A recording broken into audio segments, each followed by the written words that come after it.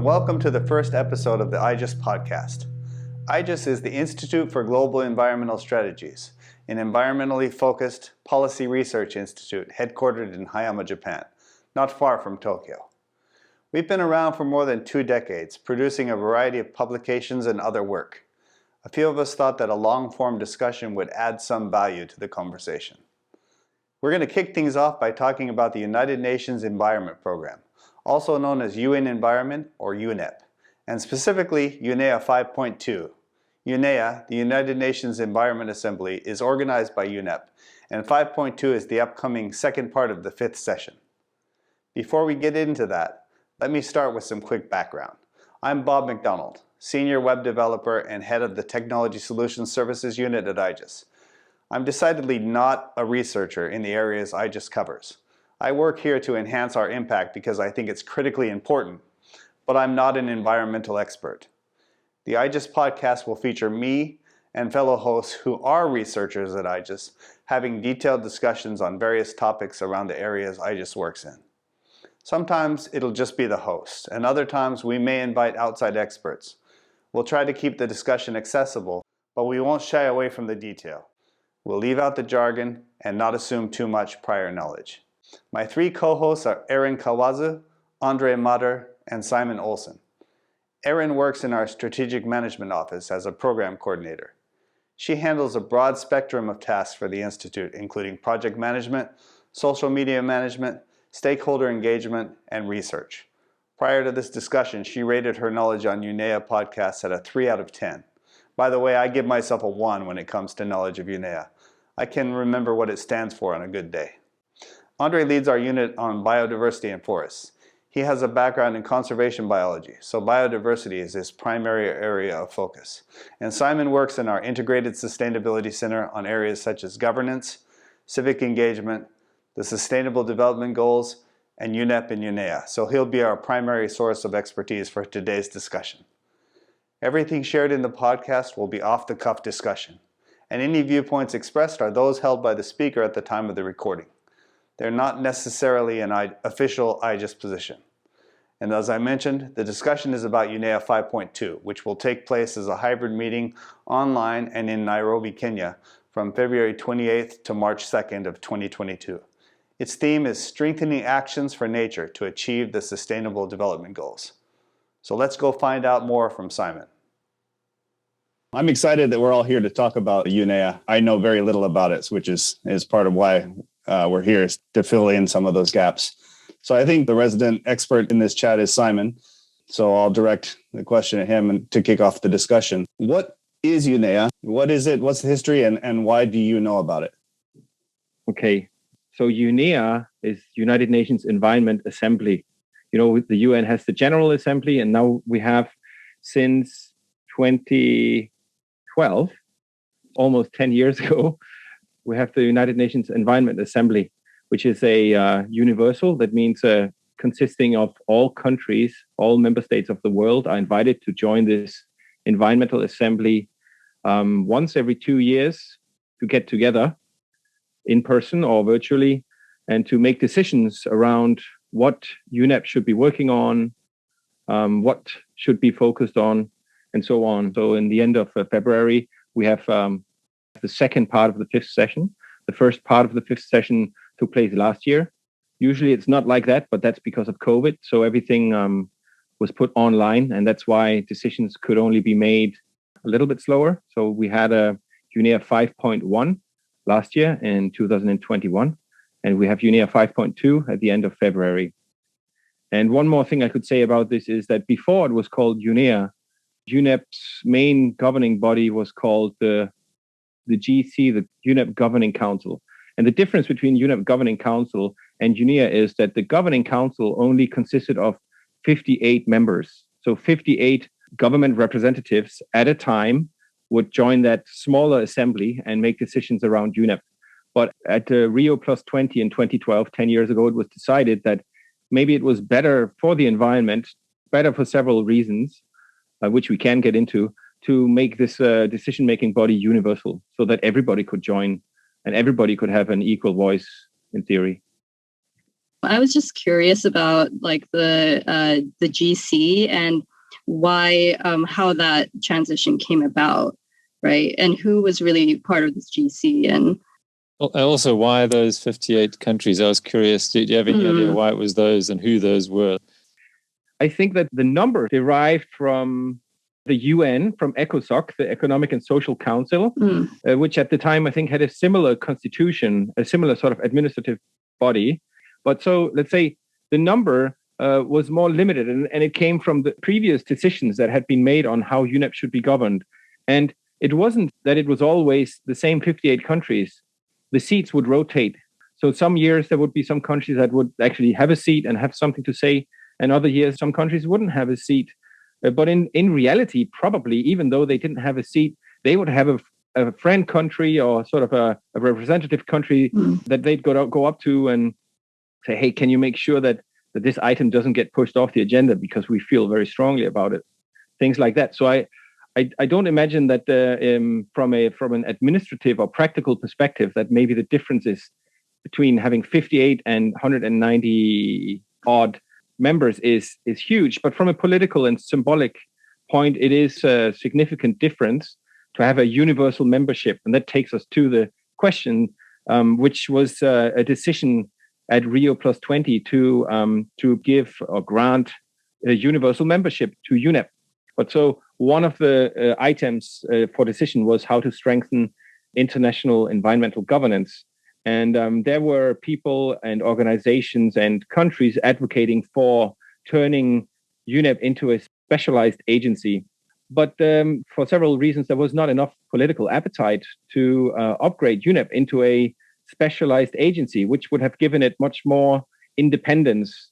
So instead, UNEP was endowed with universal membership, which actually today means, as we are talking about UNEA as the Environmental Assembly, you can compare the word assembly with the General Assembly. In fact, suddenly you have two assemblies, and usually an organization would have an assembly, a universal assembly where decisions are made. So actually, from a governance structure point of view, UNEP very much looks like an independent organization.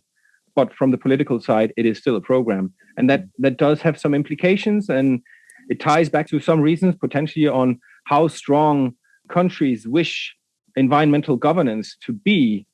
That leads right into the issue of whether what they decide on is going to be legally binding and what it means to be legally binding in the context of several sovereign nations making an agreement. That's a difficult question. I'm not a legal expert. I'd say that up front, but that is one of the big tensions that is holding us back, right? I guess you have some environmental agreements. Some of them UNEP administers or takes care of in part, and others are more independent. And I'm here thinking of the Convention on Biological Diversity or the UN Framework Convention on Climate Change. Those came out of Rio Earth Summit in '92, and they are to an extent said to be legally binding. But de facto, if a country decides like, oh, okay, we are going to step out of the Paris Agreement, or we're going to not join the Kyoto Protocol or cancel it, then there's nothing much that other countries can do. So in the end of the day, the most effective power that we have is that of sovereign nation states. And in that sense, if you set up the agenda setting capability of a body like UNEA, if countries decide that they don't want to follow what's being said there, then there isn't much that can be done at the international level. I mean, you can maybe name and shame, or you can create groups of friends that try to push a certain agenda forward. But it's always something that'll have to be negotiated. And at the stage of UNEA, this Environment Assembly, everything is decided by consensus. And so that is great in a way, because that assures that every voice is heard. But it's also very ineffective in other ways, because sometimes you need to take a decision. And decisions, especially on the environment, they're sometimes painful for some and great for others. There are winners and there are losers. There are trade-offs. And if everything is decided by consensus, you end up with the lowest common denominator, or you even end up without a decision. And in this day and age, I'd say that's just my personal opinion, with mounting problems on pollution and ecosystems degradation or climate change, sometimes maybe we cannot wait for for some magic consensus to materialize 5 or 7 years down the road, we need to take action. And maybe for that, just having to rely on decisions by UNEA is not enough. It is one important instance, but I don't think that's enough. There's other international processes happening, right? Like COP and high-level political forum. How are those different? Are they working in different areas? Are they by different, like you said, assembly versus program? Are some of them different levels at that stage? And I guess, how do they differ as far as what they're working on, and also how legally binding they are, how effective they are at setting policy at the international level? Maybe we should say first, like, about some of the things that are usually decided at UNEA. That's usually you have countries or groups of countries come forward with proposed decisions or proposed draft resolutions, and those are things that they want to have a common decision on. For example, this year it looks like there can be a decision or resolution on how to deal with marine plastic litter, or a decision on green recovery post-COVID for countries to ensure that the economic recovery is more environmentally sustainable, or a decision on setting up an expert advisory body on chemicals, a little bit like the IPBES or the IPCC in the climate context. Some of these things might be decided, and when they are decided at UNEA, the expectation is that either there's an international process that's set in motion, or countries, because they've decided on it, their environmental ministers have been there and said, and they haven't opposed it. So then they will go home to their capitals and they'll say, well, we actually have decisions on item X, Y, and Z. Let's compare with the national policies that we have. And if we find that they are inappropriate, we might have to update those policies. So that's how the actual sort of practical influence comes from UNEP back to the country level. If you compare with HLPF, which is the high-level political forum, that is an annual review forum for the Sustainable Development Goals, that is absolutely not legally binding. That's just a forum where countries come and are invited to share their voluntary national reviews on what they have done on the Sustainable Development Goals. And that's also happening, but it's a very soft power type of thing and very voluntary. But still, I mean, I think has an element of benefit that's not as direct as law or would be, but that maybe is reputational or about sharing good practices and hopefully also challenges. So that has an important function in a slightly different area. When it comes to the COPs, the conferences of the parties, it gets a little bit complicated. I'm wondering if any of you want to say something about that. A couple of things that are going around in my head, and also a couple of questions, Simon. You're talking early on about consensus, and exactly the same thing applies with the CBD, for example, which is the convention that I'm most familiar with. And there, the way that it works is that the convention text, the original convention text from back in the 90s, that is officially legally binding. But then all of the decisions that move the convention forward over the decades now, and we're now entering the 15th meeting of the Conference of the Parties where those decisions are considered.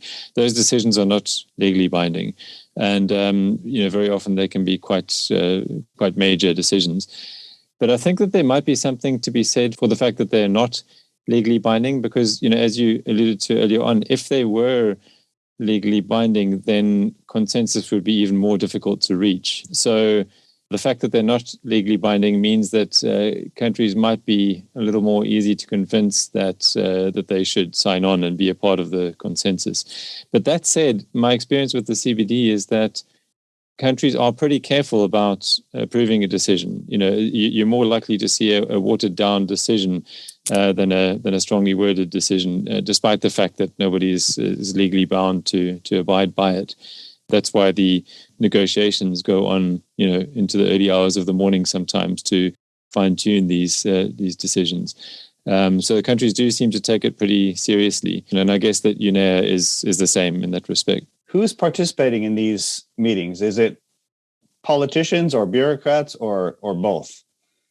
I wonder if there's some political, like a politician has to be careful about what kind of announcements they make or what kind of agreements they make, no matter how legally binding they are. So UNEA-5.2 in the end of February actually is split into two parts, and you will have a high-level segment at the end, and you will have sort of a more working-level segment at the beginning. And you can imagine that the first segment is maybe where you have bureaucrats that come.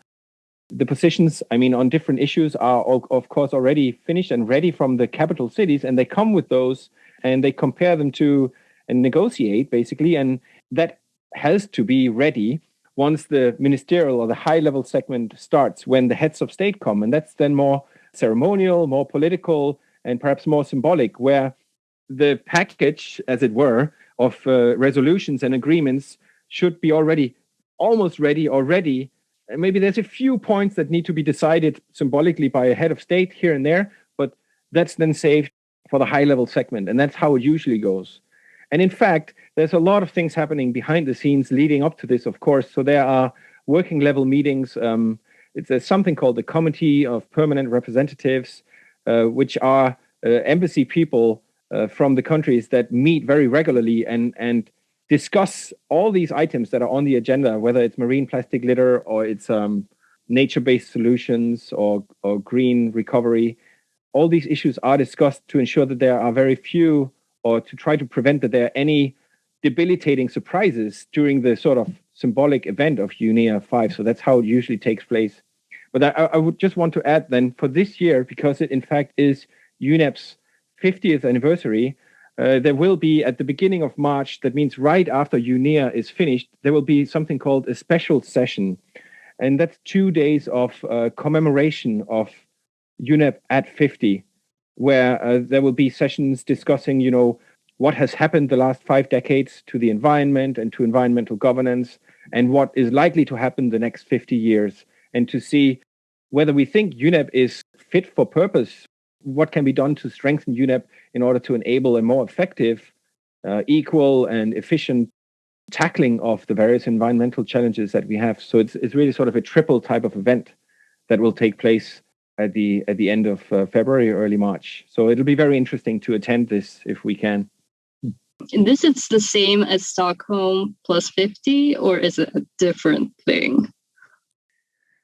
Yeah, Aaron, that's a different thing actually. But it is different, but it's certainly closely related. And why wouldn't it be, right? Because if you think about it in that way, maybe the best way to explain it is, you said Stockholm Plus 50. Well, then let's go back 50 years to 1972, when we had the Stockholm Conference on the Human Environment. Mm-hmm. And that Stockholm Conference, among others, gave birth to an agreement to set up UNEP.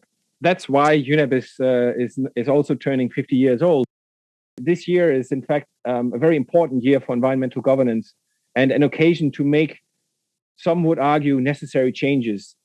But that being said, because we are in a time of pandemic and have been for a long time, and everything has taken place mostly online, the preparations for effective outcomes, I would say personally, have taken longer to get to than they would have otherwise if things would happen in person, or compared to my experiences, say 10 years in the past. And that's why I'm very interested to see what outcomes may come out of the commemoration of UNEP at 50, and what maybe that commemoration can push to Stockholm Plus 50, and hopefully some political decisions can be made that can benefit environmental governance going forward.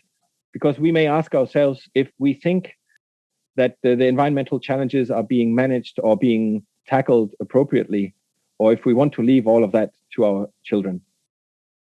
Simon, I was just wondering, you're talking about the possibility of, because this is such a significant time in terms of commemoration and all the rest of it, there might be a time for some major changes.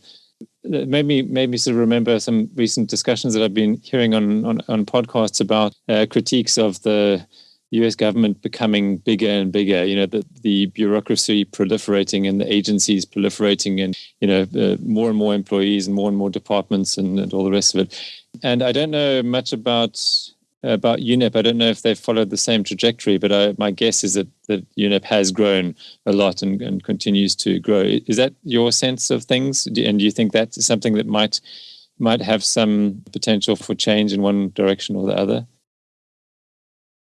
your question made me think of the discussions that happened in 2012 on whether to have a World Environment Organization. That means whether to upgrade UNEP to a specialized agency or not, where I think part of the critique to do so was that we need to look at form and function. And if we just have a ceremonial form, but the functions don't change, there's no need to change the form. Let us focus instead on the functions. Let us focus instead of what UNEP is doing. Let us focus instead of funding. And that is a very valid point, I think. But as it is, UNEP as a environmental program, cannot force its member states to pay a certain amount of fees. An organization could do that, but a program cannot. So there's something called a voluntary indicative scale of contributions. It's quite complicated, but basically there's a certain formula according to which UNEP is estimating, and that's sort of based on a country's GDP, and based on that, how much a country should be contributing to UNEP's operational budget. And then there's of course a lot of critique saying that may be too large or blown up.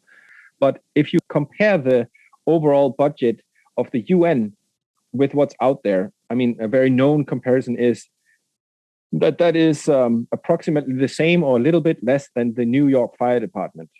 And if you have that type of budget and you're asked to meddle in all kinds of political and or environmental affairs, then you shouldn't be surprised if you're not always successful and you're setting yourself up for critique. So in the end of the day, I think that's the situation that we are sort of in, that the UN is doing a very important, and UNEP as well, doing very important normative and agenda setting functions, but is not equipped to be really very strong on anything. And that is because countries are not interested in it. If countries were interested in it, it would happen.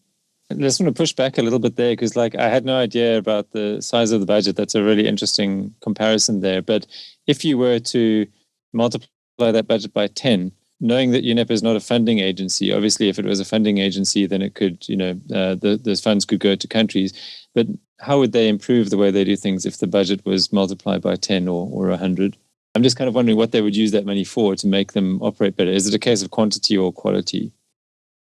I think it's a case of both quantity and quality, but there's so many, in my understanding, there's a few constraints, because those voluntary indicative funds that the program receives from countries, and they don't always receive all those funds, but when they're received, very often they're earmarked. So that means a country will provide the funding that they have to, or some of the funding that they have to, but also telling UNEP, would you please spend it for X, Y, and Z? And these are often items that the country itself is interested in furthering or promoting, either because they see think that those are important environmental items, or they may be tied to the country's own economy and promotion of the country's own economy. So that's part of it. And so just providing more money, if much of that is still shackled by different political interests, it might not make things easier.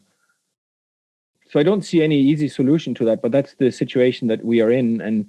And of course, environmental governance is not only performed by UNEP, it is performed by a multitude of actors across scales and sectors. So there are many things that are being done. But I think it's important to know a little bit about UNEP and UNEA and how we as a country or as a citizen can relate to what's going on. Maybe now we can shift to what that money is paying for.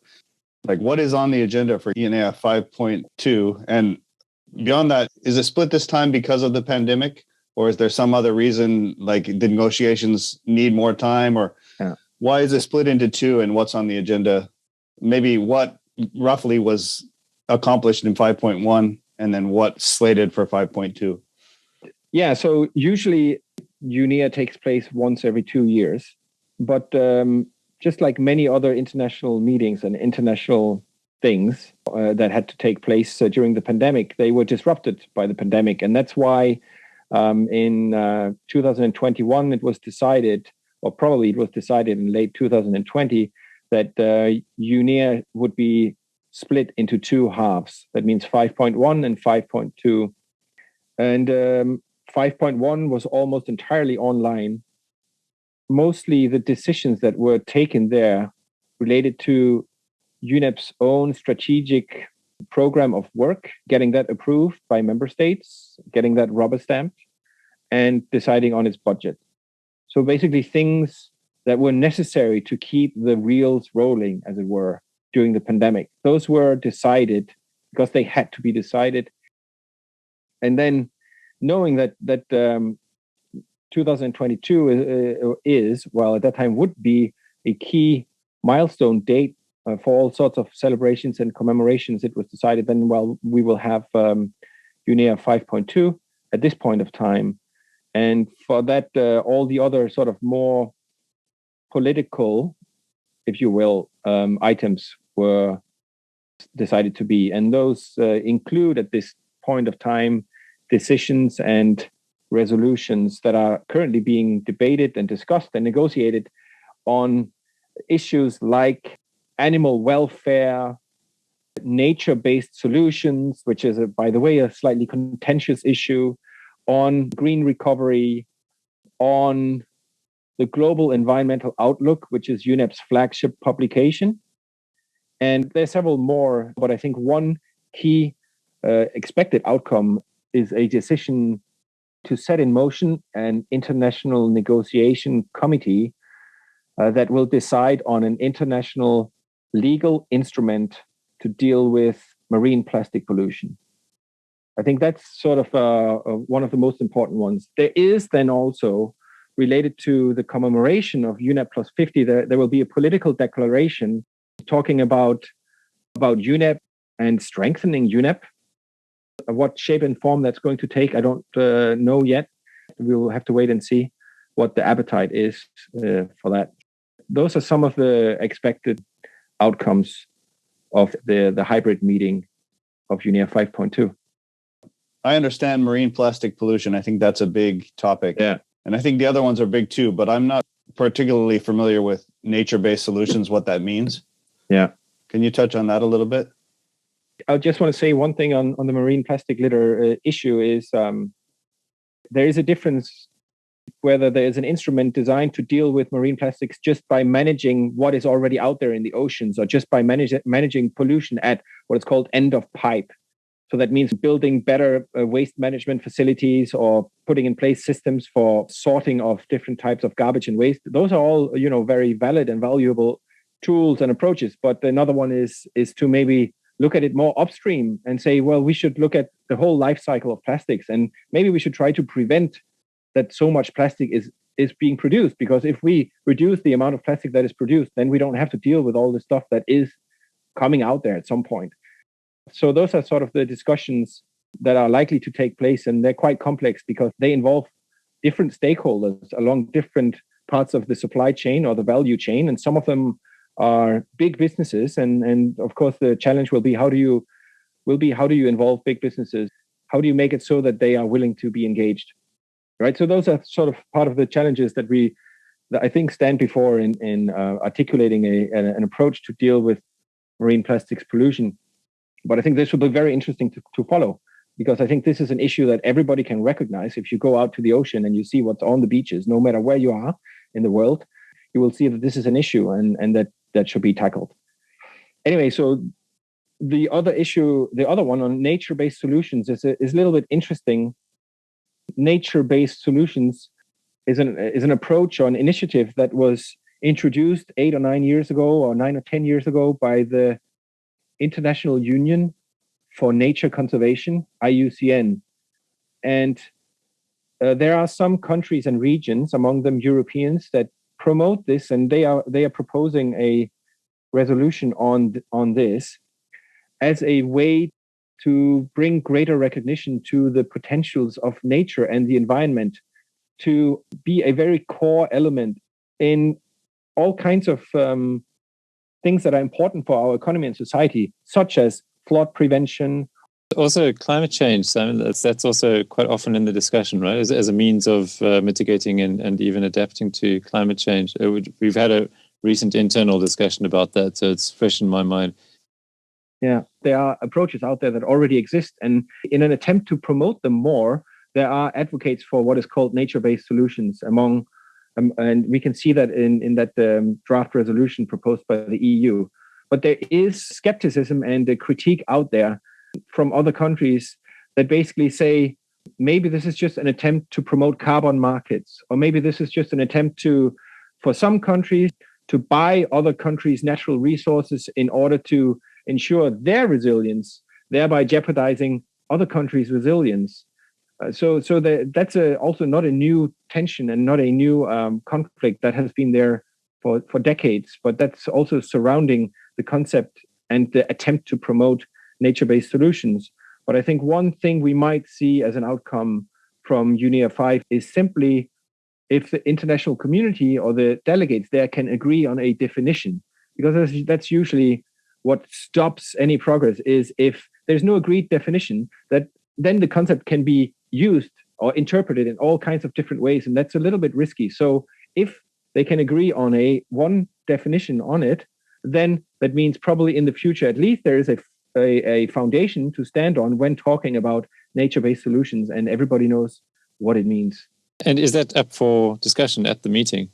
Well, a resolution or a decision will be several pieces of paper that propose, that outline the situation and propose an action to remedy or approach the situation. And that's what a resolution on nature-based solutions will also contain. But among them, I think the important issue is to get to common ground on this, and then see what progress can happen further down the line.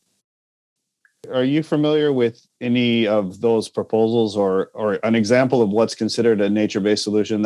That's where I'm still stuck, is I haven't wrapped my head around what an example of that would be.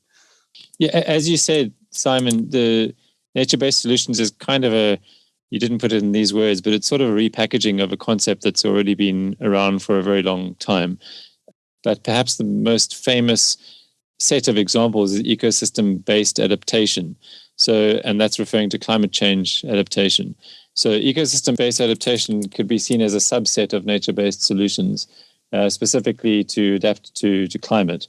And it's using nature rather than human-engineered solutions or constructions as a way of adapting to climate change in that particular example. So as a very sort of simple example of that, you might want to restore and conserve mangrove forests on the coastline instead of building a seawall to protect the coast from surges. It's not really a tsunami protection, but to protect from coastal surges. That's one example that's provided quite often. And then the justification for that is, number one, you're protecting nature at the same time as you're protecting communities. And number two, it can also be a lot cheaper and more sustainable, more easy to keep going. If I can just sort of add something else in here, because this comes up so often in these discussions, I think there's very often a tendency for people in our field to assume that nature-based solutions are the best solutions without really much of a discussion to accompany it. And I think that what's really important is to acknowledge that it's not always the best solution for the communities involved. But what we need to do is to be able to identify when it's the best solution, and then to really, aim resources in the places and the situations where nature-based solutions are the best ones. Why might it not be the best solution for a community? Is it impacting livelihoods of things that are already in place? Is it that kind of thing? Or well, so just to use the same example that I used just now, I mentioned that mangroves can protect from tidal surges, but they're not going to protect from a 10-meter tsunami, or let's say a 4-meter tsunami. But a really well-constructed tsunami wall might be able to protect from a 4-meter tsunami, just as a simple example again. And I guess there's a distinction also between nature-based solutions and ecosystem-based approaches, right? That's right. I would say they are the same thing, or that the one is a subset of that. Okay. So I'd be curious to know where we differ there. And Simon was agreeing with you, so maybe. Yeah, no, I mean, I don't know if I agree. I think I can understand the perspective of wanting to promote something as a solution, because it's maybe usually seen as a constraint or as a problem. But sometimes if you promote something as a solution, it can be perceived as being a little bit too simplistic. And let's be a little bit more humble and say, well, there are different approaches and they're not all equally a solution. So I think a lot of this has to do with the wording, and a lot of it has also in the international community sometimes has a lot to do with who proposes it. Not only what is proposed, but who proposes it, and in that sense, the European Union and the European countries sort of often are seen as promoting the environment, but they don't always, they can also be criticized for not following through at home, and therefore maybe not being as credible as they would like to be viewed as. So that's one of the problems that might be tied to nature-based solutions as well, and it goes beyond the UNEA discussion. I mean, this whole thing about nature-based solutions and or ecosystem-based approaches, we recognize that. So if there can be just a definition on what nature-based solutions are and are not, I think that will already constitute progress. Yeah, I think we just did a good job of highlighting why that kind of definition setting might be important. And that discussion is really interesting. I'd like to dive in more to learn more about it. Maybe it's not something we should continue on this one in the future. I want to know more about where they overlap, how they might be different. The one thing I still had in my notes about what I wanted to know about UNEA 5.2 is what discussions are likely to be particularly contentious. What are we fairly certain we're going to come out with a decision on? And what are they trying to do, but we're not really sure that we're going to make that much progress on? I think there are probably many items, and I'm not familiar enough or confident enough to talk about all of these items. So I can just sort of maybe reiterate some of the things that we have talked about over the last several minutes or so that I see as being some of the important, but maybe not all easy potential solutions. And that is one, whether you can get to a definition on nature-based solutions or not. I think it's almost without a doubt there will be some process set in motion to figure out how the world should respond to marine plastic pollution or plastic pollution. But some of the contentions there will be whether it should focus on only marine plastic pollution or plastic pollution throughout the life cycle, even land-based plastic pollution, because plastics come from us and we live on the land, right? So that's, I think, one of the areas that are not clear yet. And then the other one is, should it be legally binding or should it be voluntary? I think that's also some things that are not clear at all and that will be decided. I would venture as far as saying that there's very likely to be an instrument, some kind of international agreement on let us deal with plastic pollution. I'm not sure whether it will deal with only marine plastic pollution or more broadly with plastic pollution. And I'm not sure whether it will be legally binding or just completely voluntary. That remains to be seen. Those, I think, are some of the areas. And then the third area, Bob, is, and it's not very clear, is that the occasion of 2022 being the 50th anniversary of UNEP and of Stockholm is going to be a key date to do something to strengthen environmental governance, because usually that would happen on a key symbolic date. But I'm not sure if that's going to happen. And if not, I think that might be a missed opportunity. But I think it has simply been so difficult to negotiate all of the items when everything has to be consulted or even negotiated online. I actually was quite curious. You made that distinction between marine plastics pollution and just, I guess, regular plastic pollution. And I mean, what is the implication of just focusing on marine plastics? Is it, like you said, just focusing at the end of the life cycle of, I guess, product cycle of plastics and just the disposal of plastic that they're concerned with? Or is it more like, are they really trying to get at the upstream issues with this agreement? Yes, actually, I think an agreement will focus across the life cycle, but where the main focus will be, I think that's not clear yet. And that can be explained by saying, there are some countries that are primarily consumers and there are other countries that are primarily producers. And so for some countries, having a very broad focus across the entire life cycle could be argued to be less relevant than for other countries. Mm-hmm. So I think no matter what the focus of this agreement or instrument will be, it might have to be differentiated so that it is relevant for countries in different situations. That's always a challenge, to have those big global agreements and then they are so overarching so that they end up maybe not being relevant for many countries in specific situations. So that's going to be a challenge. So Simon, just related to that, it leads into something that I was going to ask about UNEA as well, which I've noticed at the CBD negotiations, where there's often a split of opinion between developed and developing countries on a particular issue, and various different issues, because the actions that need to be taken are different. The funding's different. The developed countries have done the damage in the past, and the developing countries are doing damage in the future. All those kind of things. So considering the issues that you've mentioned now and just UNEA more generally, is that something that sort of usually flares up? Sort of like a grouping of countries according to developed versus developing, or other kinds of groupings? Yeah, that is that's no different for UNEP.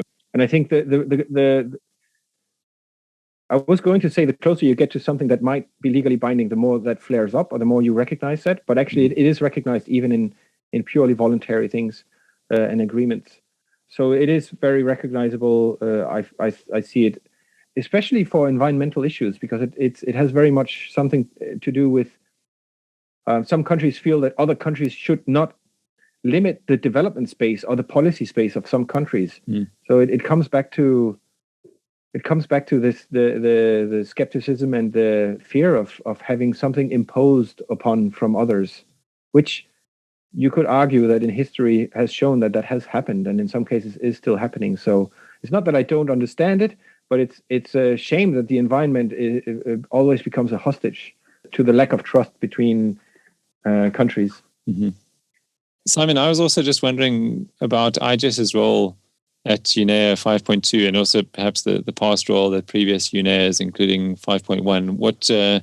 What are we going to be contributing, and how are we going to be participating? Right. IGES has in the past participated sometimes as part of the Japan delegation, supporting the Japan delegation in location in Nairobi. And that includes fact-finding before, and also creating summaries of certain sessions for people that may not have been able to be there. So those are some of the tasks that IGES take. But IGES has also been involved from the civil society side. In fact, civil society will meet at the Global Major Groups and Stakeholders Forum very soon for a number of days to work out what are civil society's positions and asks or demands regarding what will be on the agenda at UNEA 5. And so I have, on behalf of IGES, been a part of that process several times, and also have been involved up to UNEA 5.2 this time, but everything online, of course. This year also, IGES is involved having a staff in an advisory function to the Japanese government regarding the plastics agreement discussion. We have colleagues that help the Ministry of Environment with that. So I think this year IGES is working more sort of in the behind the scenes than in front of the scenes. Did anyone else have any other questions or thoughts? I think we've had a pretty good discussion, at least for me, as someone who didn't know much about the process before. I've learned a lot. Me too. Yeah. Not necessarily about UNEA 5, but I think with respect to maybe the plastics agreement that would be decided, it reminded me of our recent working paper with WRI, where we analyzed some of the initiatives that were, I guess, posted on the platform for redesign, which IGES also manages. And we discovered that indeed there was a lot of emphasis on end of stage, I guess, end of the pipeline initiatives for circular economy, and not enough being introduced with respect to the 2 R's at the beginning of the 3 R's, I guess. So reduce and reuse. And so I was really curious about, how negotiations will take place at UNEA, and whether they will actually do something about just the entire cycle as opposed to the end. I think this will depend to a large extent on if there are any countries that are really willing to take the lead and show this is how it can be done, and we are very willing to help to share the technology and the know-how. So if if there is really leadership and walking the talk, if that can be seen, I think that will very much help this process along to address the life cycle more holistically. And one thing I just wanted to emphasize is that it's not that the agreement will be an outcome of UNEA 5.2, but merely that an agreement to set up a negotiation committees. Right, agreement to make an agreement, kind of. Yeah. You could say you're kicking the can down the road a bit, but I think it's just important. It's just important that all countries are on board, and that this will be a negotiation that will take place. So I think that's what we can expect. Let me just add a tag-on question there, which is kind of the counterfactual question of what would happen if there were no UNEA 5.1 and 5.2. You will just get my very personal opinion. I think you can definitely criticize and say maybe it's not effective enough, or it looks like nothing. It doesn't make much of a difference. That's usually what we hear. But I'm just thinking, what would happen if we didn't have UNEA? Then there wouldn't be a global forum where countries come together to have consensus about important environmental issues, such as plastic pollution or climate change or others. If we didn't have that, then it might become all too easy for the economically or politically powerful countries to just give a heck about the rest of the world and do whatever they wanted to monopolize environmental resources at the cost of other countries, people, communities, and livelihoods. So I think you would see a world with much less collaboration and a much more cutthroat and brutal world. It would be the realism that we read about in our IR 101 books that could just play out. So I think it fulfills a very important function, but it's political and symbolic, much more so than practical. An accountability mechanism, right? Yeah. Mm-hmm.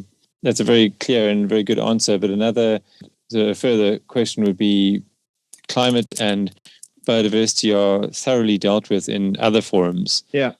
So I don't know about the other issues that UNEA covers. I'm less familiar with those ones, but there are lots of other conventions, and they all have their plenaries and their COPs. I assume that most of the things, at least, that UNEA covers are already covered there. So looking at it from that point of view, what would be your answer to the same question? Yeah, I would probably lean back to someone like Elena Ostrom, who wrote a lot about environmental governance. And I would say, since we can critique these different institutions for not having enough teeth and not doing enough on their own, maybe that's why a certain polycentricity, where you end up having a certain overlap between different initiatives and institutions, you could say that is a lack of efficiency.